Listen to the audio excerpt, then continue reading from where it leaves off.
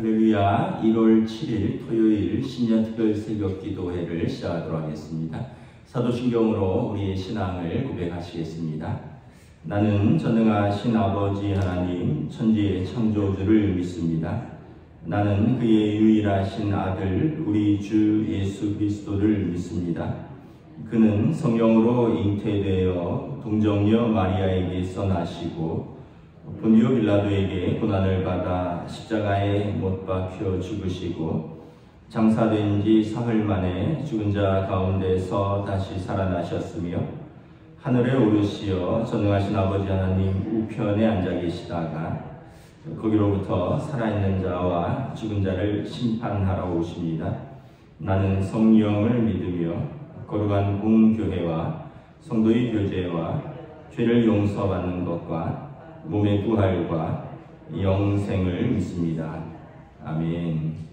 찬송가 357장 찬양하시겠습니다. 찬송가 357장입니다.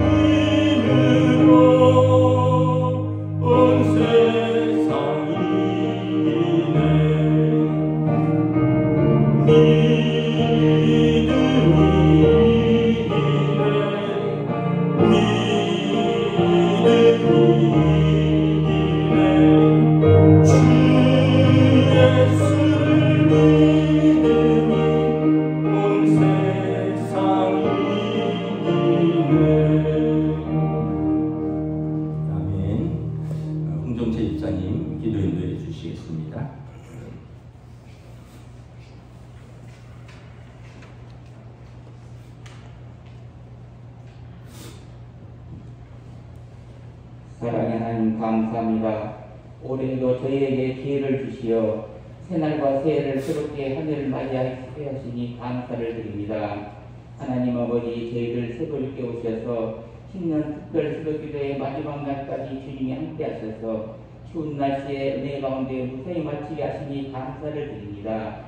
사랑의 하나님, 2023년 올 한 해 주님이 함께 하셔서 앞으로 닥칠 수많은 역경을 담대한 마음으로 이겨나가 우리의 마음을 강하고 담대하게 하시어 우리 앞에 놓인 1년이라는 새로운 시간을 같이 있게 살아가게 하소서.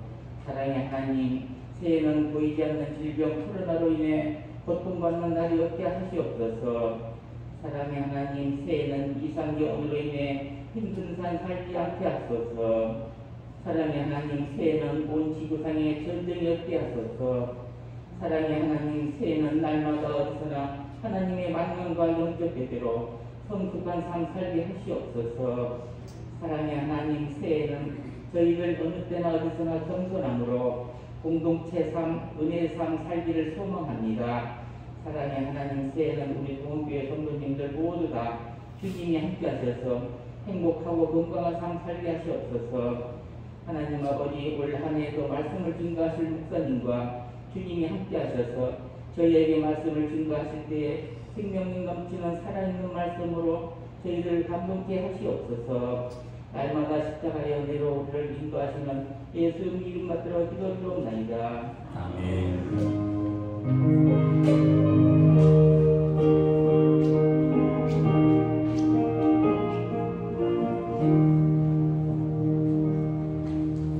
오늘 우리 주신 하나님의 말씀은 구약성경 창세기 49장 22절에서 26절까지 말씀입니다. 구약성경 창세기 49장 22절에서 26절까지 말씀입니다. 구약성경 79페이지입니다.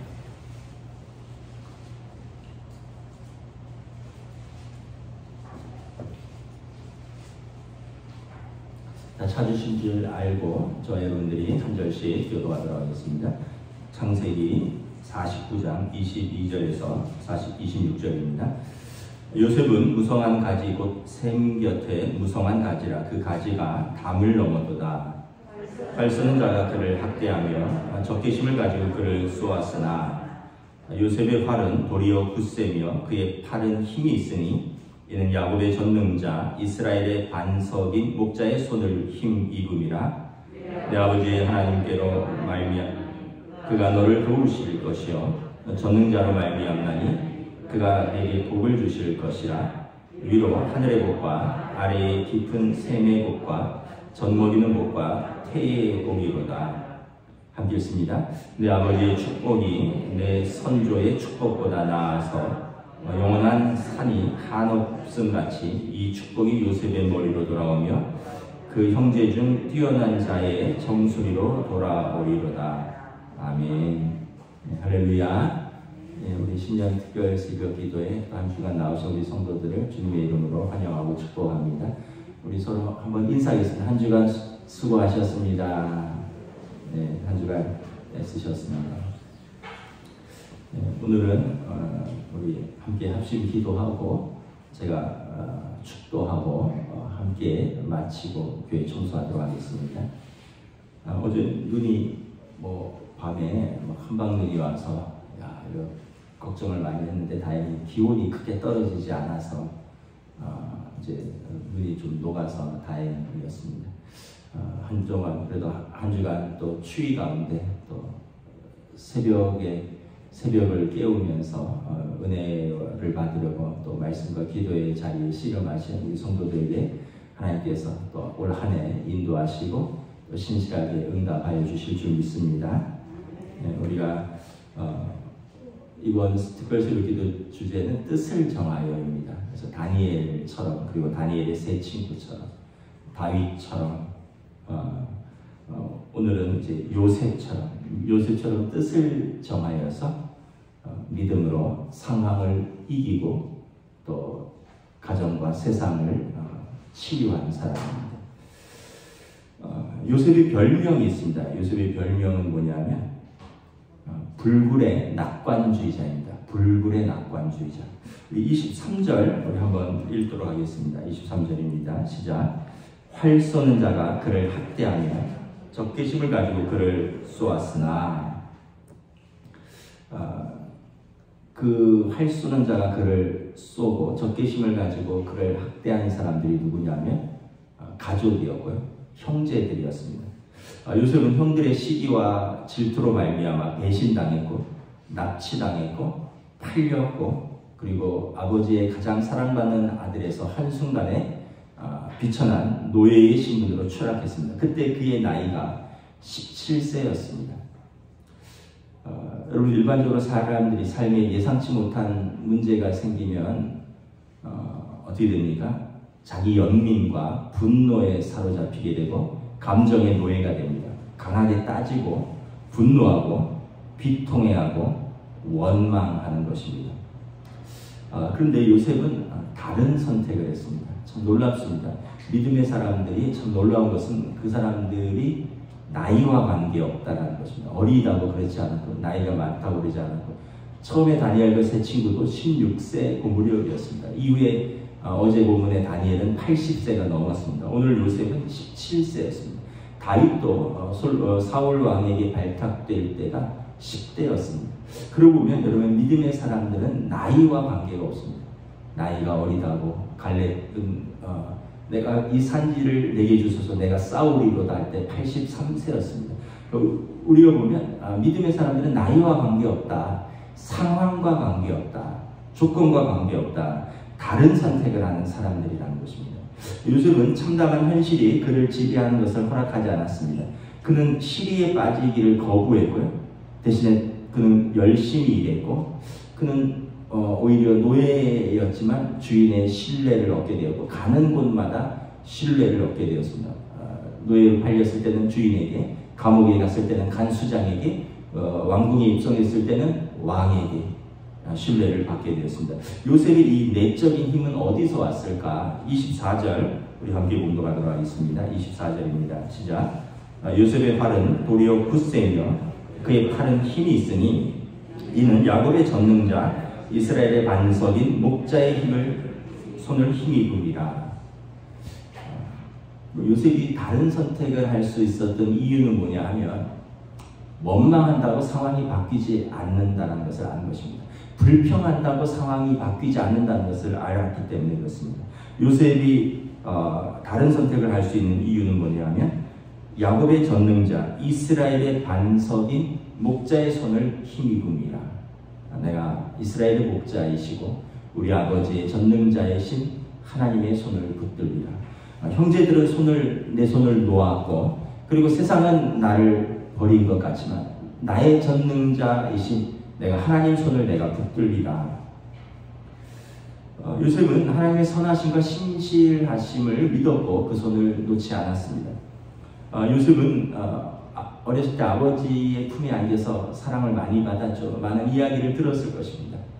아브라함의 하나님, 이삭의 하나님, 그리고 아버지 야곱의 하나님, 하나님께서 우리 조상 아브라함을 어떻게 인도하시고 사랑하셨든지, 그리고 하나님께서 우리 조상 이삭을 어떻게 블레셋의 반복되는 방해와 또 쫓겨남 속에서도 어떻게 그 땅을 얻게 하셨는지, 하나님께서 우리 아버지 야곱이 어떻게 아버지 집을 떠나서 그 고생 속에서 이렇게 하나님을 신뢰할 수 있었는지, 요셉은 그 자신이 조상들의 그 선대의 언약을 알고 있었습니다. 그 이야기를 들었고 그 이야기를 믿었고 이제 그 이야기가 나의 이야기가 될 차례라고 믿었던 것입니다.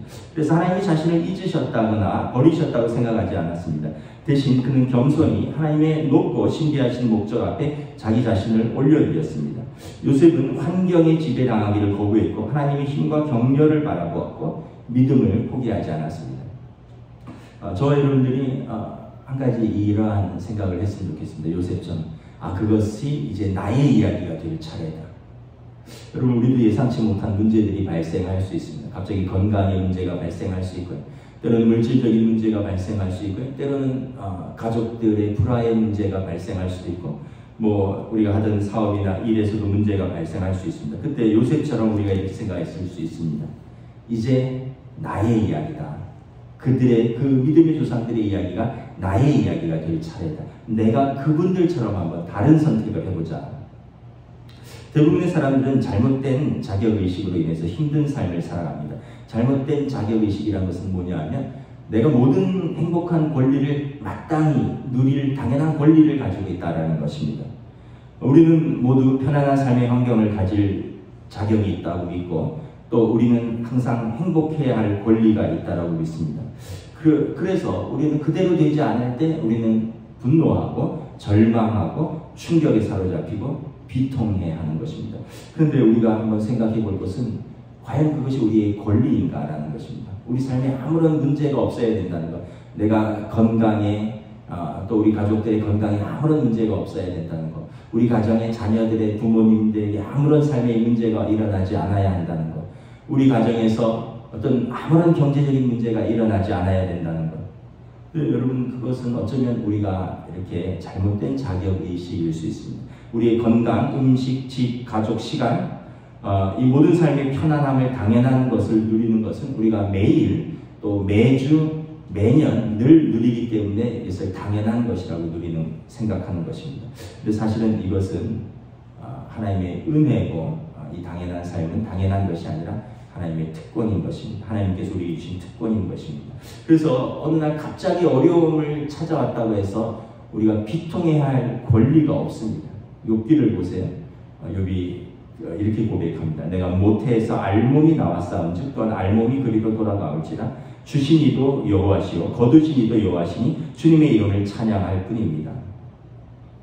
세상에 나올 때 알몸으로 나왔고 알몸으로 돌아갈 사람인데 하나님이 주셨는데 하나님이 거두셨는데 나는 하나님을 찬양할 뿐입니다. 우리처럼 울부짖지 않았습니다. 우리처럼 누구를 원망하지 않았습니다.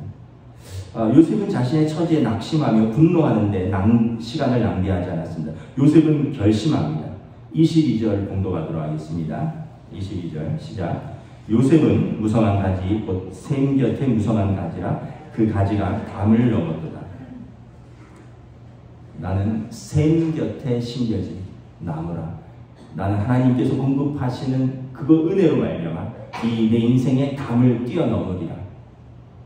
시편 1편에 여러분 복 있는 사람은 악인의 꾀를 따르지 아니하고 그러면서 오직 여호와의 율법을 즐거워하는데 시냇가에 심겨진 나무처럼 주야로 하나님의 말씀을 통해서 공급받는 사람입니다.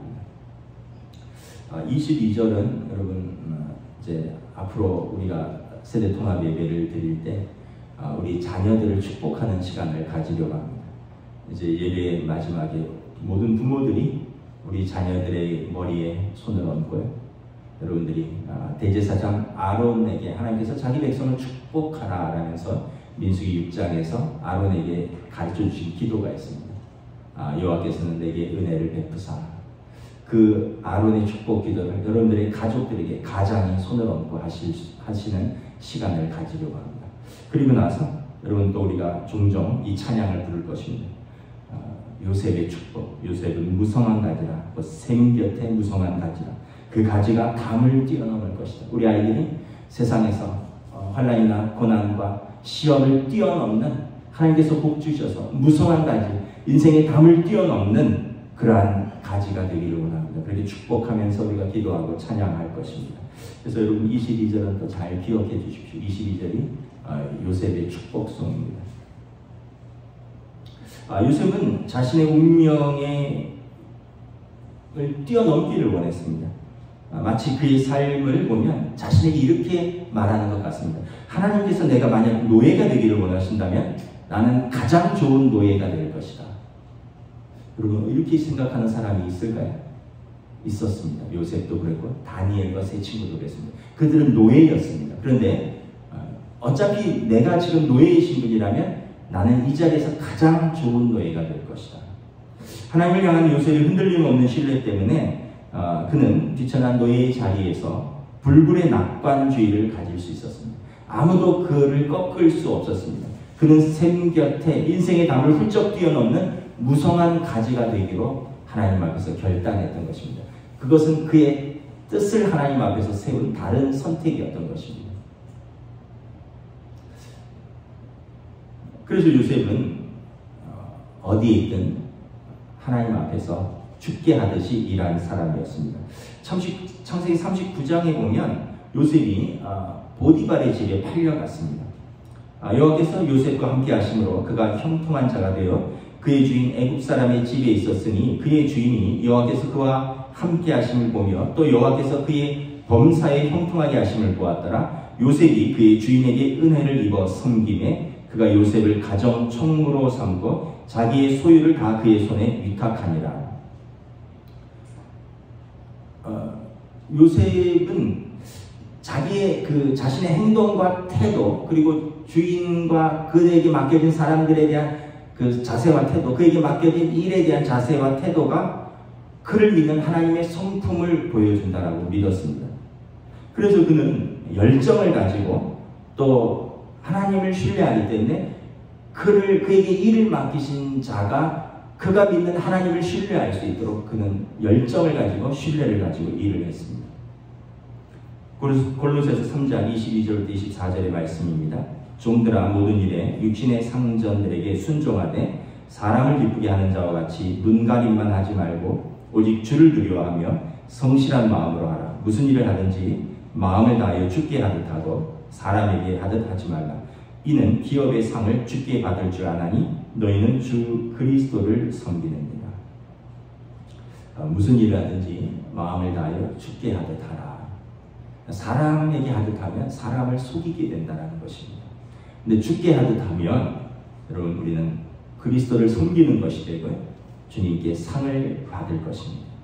우리의 일터에서의 자세와 태도는 우리가 믿는 하나님을 반영합니다. 여러분 우리가 만약에 게으르고 함께 일하기 어려운 사람이고 못 믿을 만한 사람이고 일의 결과물이 좋지 않다면 우리가 믿는 하나님에 대해서 좋지 않은 인상을 우리의 상전들과 우리의 동료들에게 주는 것입니다.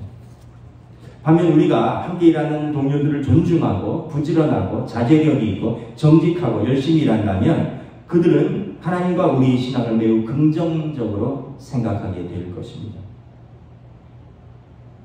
요셉은 보디발을 위해서 열심히 일했습니다. 그런데 보디발을 위해서가 아니라 하나님을 위해서 열심히 일했습니다.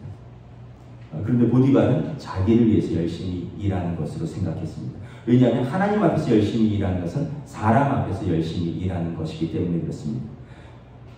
요셉은 스스로가 정직하고 성실한 사람임을 증명했습니다. 보디발은 이 젊은이의 재주와 정직을 인정하고는 요셉을 그의 가정을 총괄하는 가정 총무로 세웠습니다. 하나님은 요셉과 함께 하셨고 요셉이 하는 일마다 하나님께서 복을 내리셨고 보디발은 이 젊은 히브리 노예에게 깊은 인상을 받았습니다. 창세기 39장 5절에 그가 요셉에게 자기 집과 그의 모든 소유물을 주관하게 한 때부터 여호와께서 요셉을 위하여 그 애굽 사람의 집에 복을 내리심으로 여호와의 복이 그의 집과 밭에 있는 모든 소유에 미친지라. 요셉이 하나님 앞에서 살았기 때문에 요셉이 있는 곳에 하나님이 동행하셨고 요셉이 하는 일에 하나님이 복을 주셨고 그래서 보디발의 집과 그의 밭에 그의 소유에 그 복이 미쳤다라는 것입니다. 여러분 우리가 하나님 앞에서 신실하면 우리의 가정에 우리의 일터에 우리가 하는 일에 우리와 함께하는 사람들에게 그 은혜가 미치는 것입니다. 한편 요셉에게 가장 큰 시험은 무엇입니까? 보디발의 아내가 요셉을 유혹한 것입니다. 여러분 이게 우리가 단순히 쉽게 생각할 수 있는데 10대의 혈기왕성한 청소년입니다. 요셉에게 보디발의 아내가 육체적으로 유혹할 때였습니다. 여러분 유혹은 나이를 가리지 않는다 그러잖아요. 남자들은 숟가락들 힘만 있어도 유혹에 넘어간다 이런 말이 있는데 그래도 나이에 따라서 점점 이렇게 육체의 정력이 좀 꺾여가는 것은 사실이죠. 근데 10대 때는 불같이 타오를 때입니다. 근데 요셉은 여전히 유혹과 자신 안의 죄의 욕망에 대해서 저항했습니다. 히브리서 12장 4절의 말씀처럼 죄와 싸우되 피 흘리기까지 싸웠습니다. 요셉은 보디발의 아내에게 주인의 아내이기 때문에 당신을 거절합니다라고 하지 않았습니다. 나는 하나님을 거역하는 죄를 지을 수 없습니다라고 거절했습니다. 요셉은 모든 것을 하나님의 관계 속에서 생각했고 하나님의 관계 속에서 선택했고 그래서 요셉은 언제나 일에나 사람에나 하나님 앞에서 살았고 그래서 하나님 중심의 삶을 살았습니다. 요셉이 단순히 자기 의지로 불굴의 낙관주의자가 된 것이 아니라 그는 이스라엘의 목자 그리고 그의 아버지 전능자의 하나님을 신뢰했기 때문에 활을 쏘는 자, 자신을 적대하는 자들보다 더 힘이 강했고 그는 샘 곁에 심겨진 나무였던 것처럼 그 인생의 담을 훌쩍 뛰어넘을 수 있었던 것입니다. 여러분, 저와 여러분들 우리가 가끔 그런 생각들을 합니다. 나는 이렇게 상황이 어려웠지, 나는 이렇게 되는 일이 없지, 나는 이렇게 도와주는 사람이 없지. 저도 잘할 때 그런 생각들을 해보았고, 근데 여러분 참 성경을 보면 너무 부끄럽습니다. 우리는 누울 곳도 있고요, 입을 곳도 있고, 먹을 것도 있고, 자유를 구속당하지도 않았고, 물론 개개인들이 갖는 어려움들은 다 있지만 우리는 요셉이나 다니엘이나 다윗처럼 쫓겨다니지도 않았고 노예로 팔리지도 않았고 부모 형제가 버리지도 않았습니다. 물론 이제 각각의 경우는 다 다르다 할지라도 요셉처럼 여러분 올 한 해 뜻을 세워서 하나님을 신뢰하고 다른 선택을 하며 우리 인생의 담을 훌쩍 뛰어넘으실 수 있기를 우리 주님의 이름으로 축복합니다. 요셉은 뜻을 세워서 가정을 치유하고요, 가정을 회복하고 가정을 부양한 사람이었습니다. 요셉의 가정은 우리가 잘 아는 대로 문제 많은 가정이었습니다. 엮이는 가정이라고 그러잖아요. 아버지가 한 명에 어머니가 4명에 12형제와 한 명의 여동생이 있는데 누나가 있었죠. 다 4명의 어머니가 다른 이복 형제들입니다. 요셉은 이 엮이는 가정에서의 가해자이면서 피해자입니다. 가해자라는 얘기는 아버지가 가장 사랑하는 아들이었기 때문에 아버지의 편애 때문에 다른 형제들이 요셉 때문에 상처를 입었습니다. 그러면서 요셉은 가해자입니다. 근데 또한 요셉은 피해자입니다. 형들이 그를 배신했고 그를 팔았고 그를 죽이려고 했습니다. 요셉은 이 엮이는 가정의 가해자, 피해자 이것을 뛰어넘었습니다. 그는 담을 뛰어넘는 무성한 가지였습니다. 그는 뜻을 정해서 이 가정을 회복하기로 결정했습니다. 하나님께서 주신 이 가정, 아버지, 형제들 누구도 나는 버릴 수 없다. 내가 회복시킵니다. 요셉은 가족을 용서했고 치유했고 회복한 사람입니다. 요셉이 이제 애굽에 팔려가서 무려 13년이 흐르고 총리가 되었습니다. 나이가 30이 넘었습니다. 그리고 7년의 풍년을 거치고 그리고 흉년을 대비해서 요셉에게 모든 사람들이 나와서 곡식을 사러 나오게 되었습니다. 다시 말하면 이제 무려 20년의 세월이 흘렀다는 것입니다. 20년의 세월이 흘러서 형들은 요셉을 잊어버렸지만 아버지는 요셉 때문에 계속해서 고통당했고 요셉도 아마 가족들을 잊지 못했을 것입니다. 7년 흉년이 찾아오면서 그 2년째 유대 땅에 있던 형들이 곡식을 사러 애굽으로 왔습니다. 22년 만에 본 것입니다.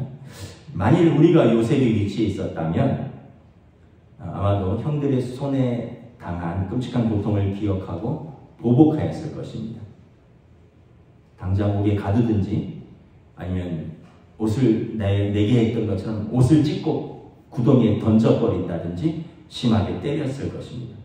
그러나 요셉은 형들의 자신에 대한 잘못에도 불구하고 인내하고 또 온 가족을 치유하는 과정을 그가 몸소 보여주었습니다. 바로 자신을 알리지도 않았고요.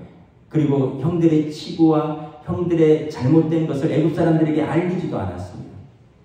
그들을 대적하지도 않았고 인내하면서 과정을 하나하나 밟으면서 그들을 용서하고 그들의 마음의 변화와 회개를 이끌어냈고 그리고 사랑으로 가정을 회복시켰습니다.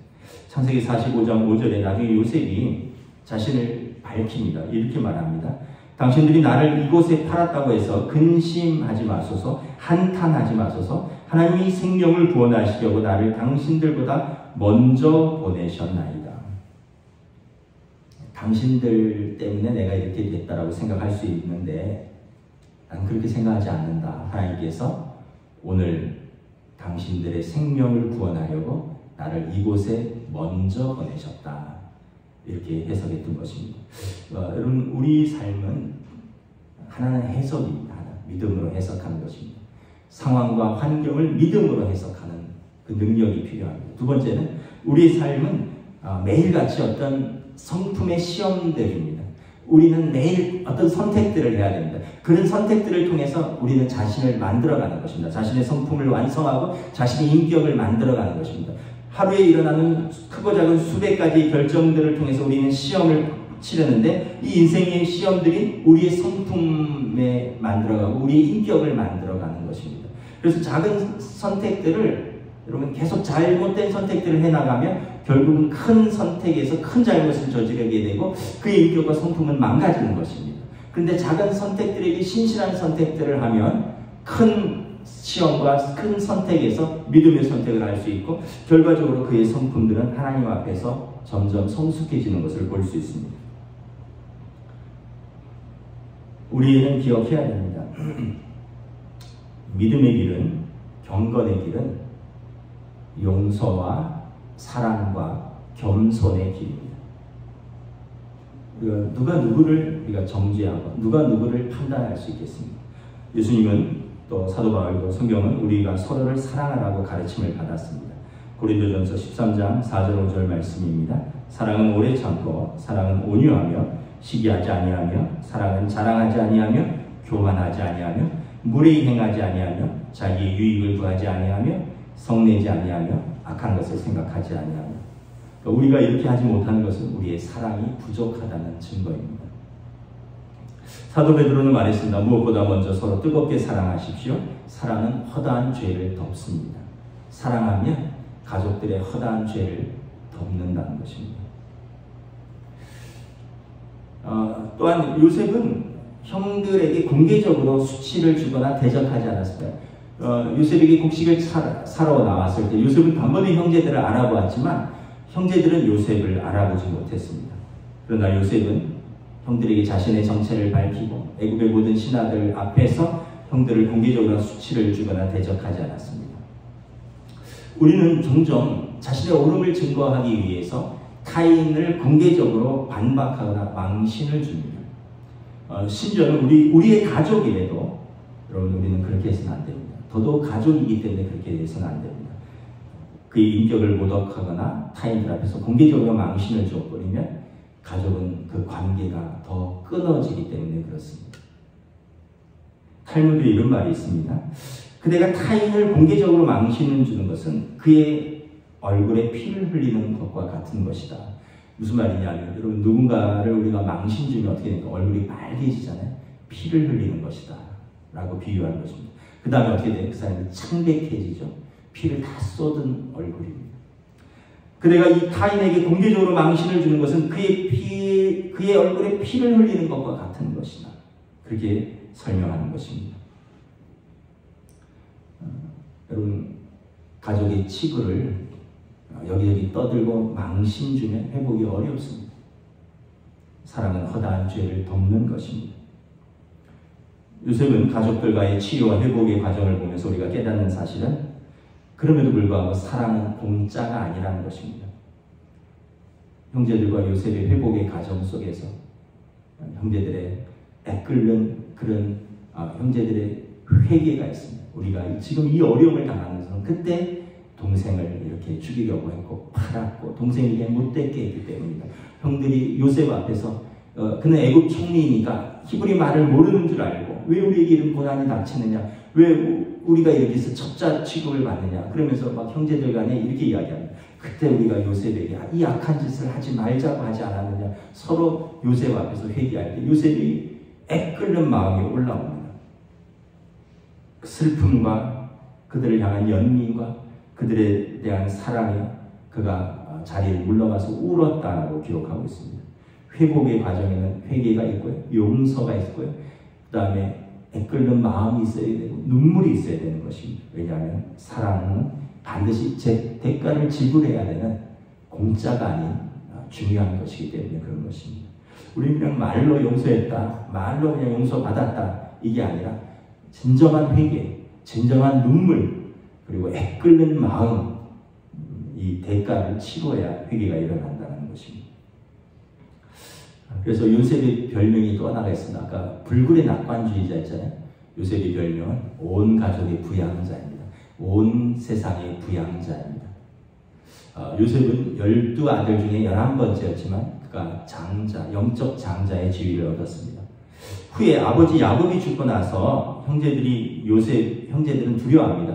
아버지가 살아계실 때는 우리를 용서했는데 아버지가 돌아가셨으니 우리에게 보복하지 않을까.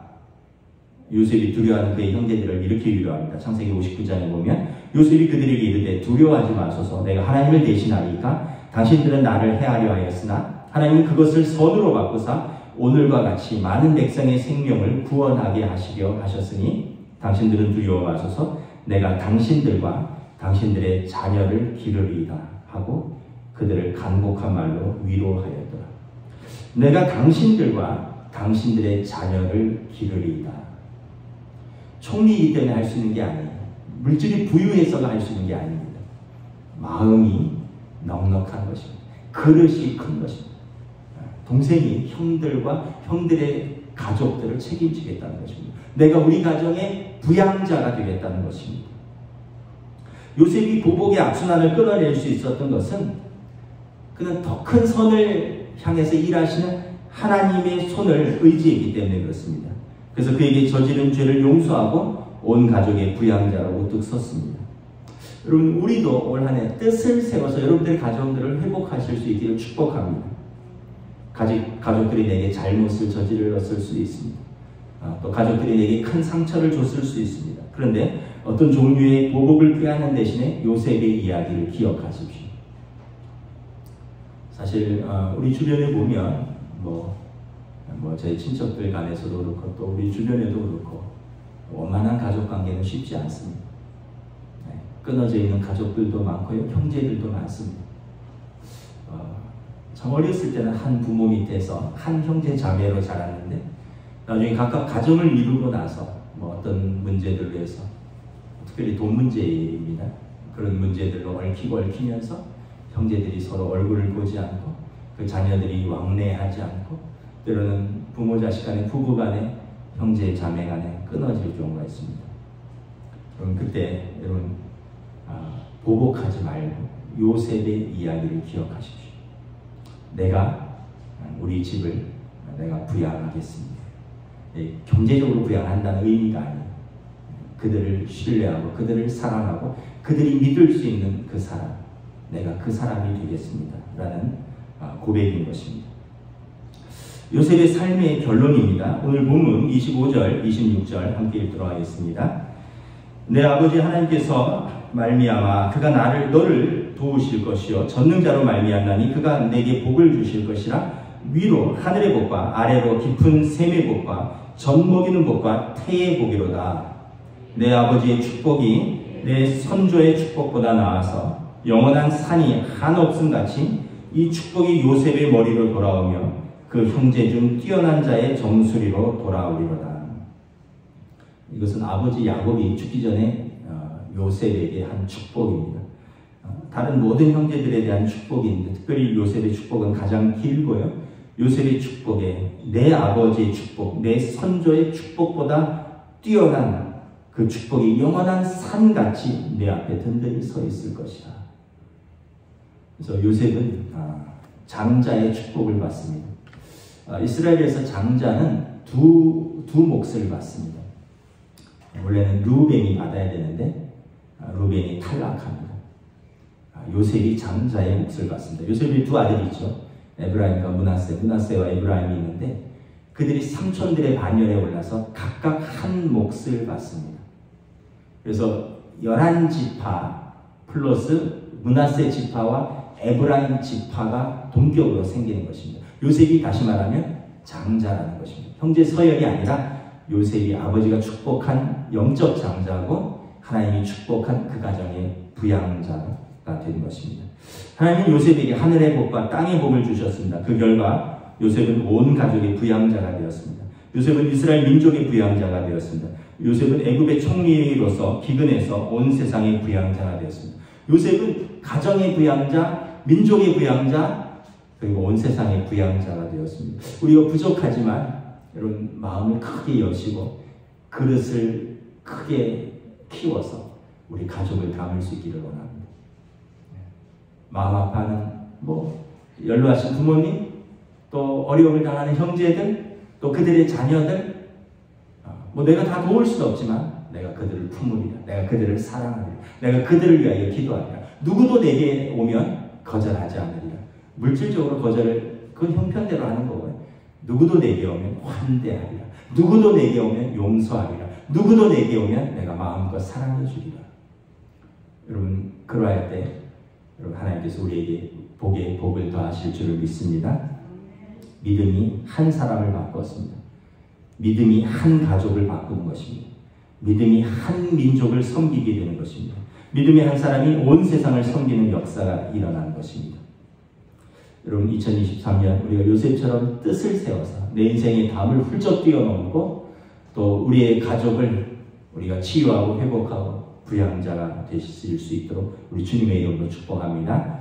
요셉처럼 우리 인생이 하나님 앞에서 복을 받는 한 해가 되고, 요셉처럼 우리 가정이 회복되고, 요셉처럼 그가 있는 그 공동체가 회복이 되고, 그래서 요셉처럼 우리 교회가 회복이 되고, 요셉처럼 민족을 섬기고 조국과 세계를 섬기는 사람들이 우리 자녀들을 통해서 일어나시기를 우리 주님의 이름으로 축복합니다.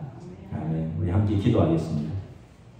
이 시간 우리 함께 합심해서 기도하겠습니다. 우리 한 주간 말씀을 기억합니다. 부족한 중에 부족한 말씀이지만 내게 주시는 그 말씀을 있다면 그 말씀을 붙들고 하나님 앞에서 한 해 동안 뜻을 세워서 우리 가정과 또 내 인생과 또 우리에게 주신 사람들과 내게 주어진 일 속에서 이 인생의 담들을 훌쩍 뛰어넘은 다니엘과 친구들처럼, 요셉처럼, 다윗처럼 내 안에 골리앗과 싸우며 내게 주신 사람들을 사랑하고 내게 주어진 그곳에서 하나님의 영광을 드러낼 수 있기를 원합니다. 우리 함께 기도하며 나아가겠습니다. 할렐루야. 주님의 은혜를 감사합니다. 우리가 한 주간 새해를 맞이하면서 뜻을 세워서 하나님 앞에서 또 올 한 해 우리가 믿음으로 살아가기를 원합니다. 참 조건과 환경과 모든 상처와 아픔을 뛰어넘은 마치 다니엘과 세 친구처럼 그의 삶의 인생의 골리앗 장소와 또 그의 인생을 가로막는 많은 골리앗들을 뛰어넘은 다윗처럼 참으로 하나님 앞에서 나는 절도 낭망하지 않으리라. 결코 절망하지 않으리라. 내가 이 어려운 상황이라면 내가 이 어려운 곳에서 내가 가장 좋은 사람이 되리라. 가장 신실한 사람이 되리라. 이 어려움을 회피하거나 절망하거나 낙심하거나 비난하고 피하는 사람이 아니라 그 상황 속에서 내가 가장 신실한 하나님의 사람이 되리라. 그래서 요셉은 가는 곳마다 사람들의 신뢰를 얻었고 이것은 그가 그의 하나님의 손을 의지하였기 때문이다. 그의 대적들이 그에게 활을 쏘았으나 그의 팔이 더 강하였고 요셉은 이스라엘의 전능자 하나님의 손을 의지하였고 그는 샘 곁에 심겨진 나무 같아서 그 가지가 그의 담을 훌쩍 뛰어넘은 것처럼 하늘의 복과 땅의 복과 그의 아버지와 그의 선대들의 복을 뛰어넘는 영원한 산처럼 하나님 앞에서 든든히 설 수 있었던 것은 그 결과적인 축복이 아니라 그 모든 과정 속에서의 하나하나 믿음의 선택이었고 하나님 앞에서의 삶이었던 것을 기억합니다. 그의 많은 상처와 또 그의 많은 아픔과 그의 눈물을 하나님이 외면하지 않으셨고 그의 가정에서의 그 부양자로서의 치유와 회복과 용서와 사랑 그리고 민족과 또 세상을 향한 그의 섬김과 그의 사랑을 하나님이 그를 통하여 요셉을 사용하셨던 것을 바라봅니다. 2023년 올 한 해 우리가 우리에게 주어진 사람들, 우리에게 주신 가족들, 우리에게 주신 교회, 또 내게 주신 그 사업터와 일터와 그 직장에서 나를 통하여 하나님의 영광이 드러날 수 있기를 원합니다. 온 가정의 부양자가 되며 우리 가정의 영적인 장자가 되며 하나님께서 내게 주신 사람들을 끝까지 사랑할 수 있는 믿음과 그 그릇들을 우리에게 허락하여 주시옵소서. 우리에게 주신 이 하나님의 교회와 가정을 섬기고 믿음의 유산을 남기는 올 한 해로 인도하여 주시옵소서.